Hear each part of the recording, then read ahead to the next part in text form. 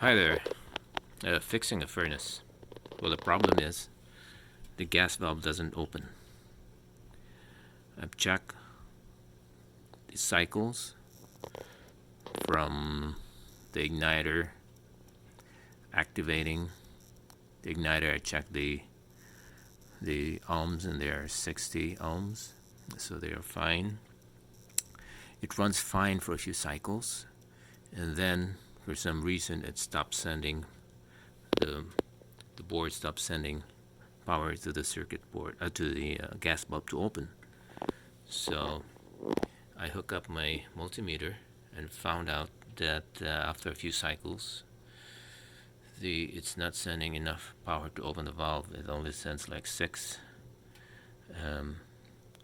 volts instead of like 26 or 24, 26 volts. So I checked the connections just because I thought they just might be loose, but they were fine. All right, so I guess it's the circuit board. Bye.